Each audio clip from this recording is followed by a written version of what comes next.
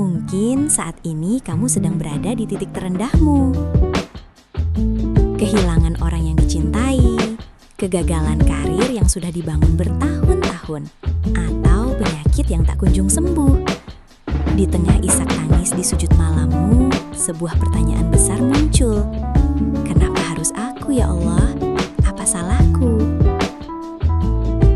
Kita sering memandang musibah sebagai sebuah hukuman. Kita merasa dunia tidak adil, dan kita merasa Allah sedang meninggalkan kita. Tapi, pernahkah kamu berpikir sejenak? Bagaimana jika musibah itu sebenarnya adalah surat cinta yang dibungkus dengan amplop yang terlihat menakutkan?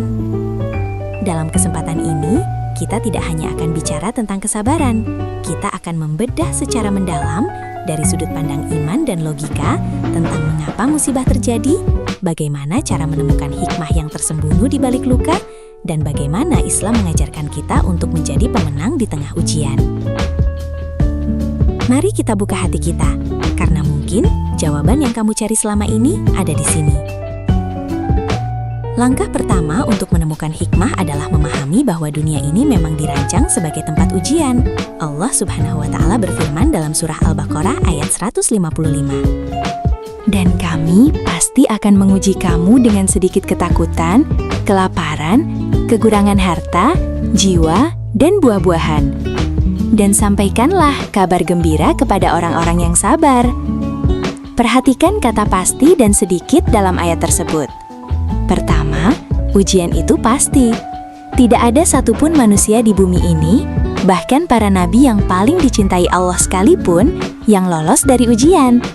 Justru, Rasulullah Shallallahu Alaihi Wasallam bersabda bahwa orang yang paling berat ujiannya adalah para nabi, kemudian yang setelahnya, dan yang setelahnya.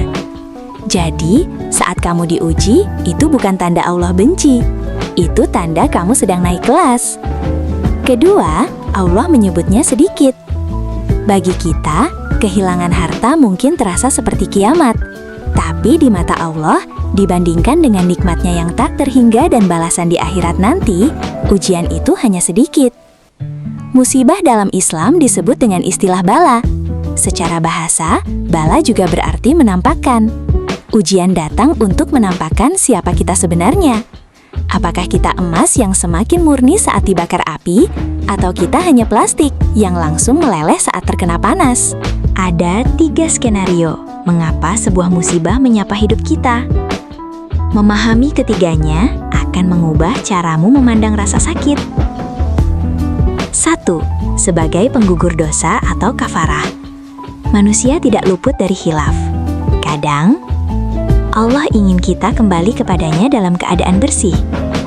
Rasulullah Shallallahu Alaihi Wasallam bersabda, tidaklah seorang muslim tertimpa suatu penyakit, keletihan, kekhawatiran, kesedihan, gangguan, hingga duri yang menusuknya, melainkan Allah akan menghapus dosa-dosanya. Bayangkan, bahkan rasa perih saat jarimu tertusuk duri pun adalah cara Allah membersihkanmu. Apalagi ujian yang lebih besar dari itu. 2. Sebagai pengangkat derajat. Ada sebuah kedudukan tinggi di surga yang tidak bisa kita capai hanya dengan sholat dan puasa kita yang pas-pasan. Maka, Allah memberikan ujian agar dengan kesabaran atas ujian tersebut, kita layak menempati kedudukan tinggi itu. Ujian adalah lift untuk menaikkan derajatmu di sisi Allah.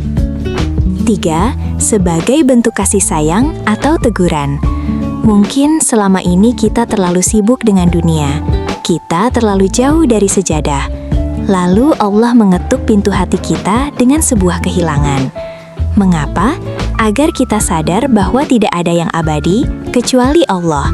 Allah merindukan rintihan doamu. Kadang, Allah mematahkan hatimu agar ada celah bagi cahayanya untuk masuk. Mari kita belajar dari kisah Nabi Yunus alaihi salam. Beliau berada dalam musibah yang secara logika tidak ada jalan keluarnya.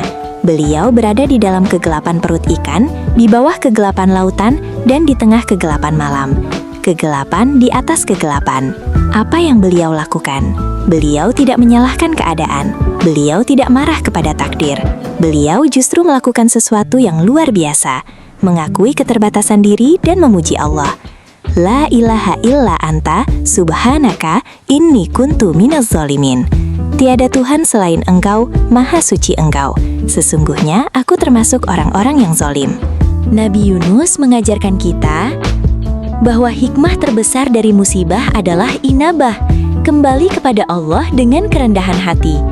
Begitu beliau mengakui kesalahannya dan berserah diri total, Allah memerintahkan ikan itu memuntahkannya ke tepian yang aman. Pesan untukmu, sekalipun kamu merasa berada di perut ikan masalahmu, begitu gelap dan menyesakan, ingatlah bahwa kunci keluarmu bukan dengan mengutuk kegelapan, tapi dengan menyalakan cahaya zikir dan pengakuan bahwa kamu butuh Allah. Lalu, bagaimana cara praktis agar kita bisa segera menemukan hikmah saat badai belum reda? Berikut langkah-langkahnya. 1. Ganti pertanyaan. Jangan lagi bertanya, why me? Kenapa aku? Tapi tanyalah, what for? Untuk apa Allah memberiku ini? Apa yang Allah ingin aku pelajari? Apakah aku harus lebih sabar, lebih berbagi, atau lebih bergantung padanya? 2. Husnuzon, berprasangka baik. Allah berfirman dalam hadis qudsi, "Aku sesuai persangkaan hambaku." Jika kamu yakin ada kebaikan di balik ini, maka Allah akan menampakkan kebaikan itu. 3. Fokus pada apa yang tersisa, bukan yang hilang. Saat satu pintu tertutup, kita sering menatap pintu itu begitu lama, sampai kita tidak sadar Allah sudah membuka 10 pintu lainnya. 4. Ucapkan, Innalillahi wa inna ilaihi roji'un, dengan sepenuh hati. Sadari bahwa segala sesuatu milik Allah. Jika Dia mengambilnya, Dia hanya mengambil miliknya. Dan Dia adalah zat yang maha baik. Tak mungkin Dia mengambil sesuatu, kecuali untuk menggantinya dengan yang lebih baik. Teman-teman, musibah memang pahit rasanya. Tidak ada orang yang meminta kesulitan. Namun, sejarah membuktikan bahwa manusia-manusia terhebat lahir dari rahim penderitaan. Seperti intan yang terbentuk karena tekanan yang luar biasa. Besi menjadi pedang yang tajam setelah dibakar dan ditempa berkali-kali. Mungkin hari ini kamu sedang dibakar oleh keadaan, tapi percayalah, Allah sedang membentukmu menjadi pribadi yang lebih kuat, lebih bijak, dan lebih dekat dengannya. Luka yang kamu rasakan hari ini, jika dijalani dengan sabar dan ridho, suatu saat akan menjadi permata yang paling berkilau di hadapan Allah nanti. Jangan menyerah, Allah tahu kamu mampu, itulah sebabnya Dia memilihmu. Jika video ini membantumu merasa sedikit lebih tenang, silakan bagikan kepada mereka yang mungkin juga sedang berjuang di luar sana.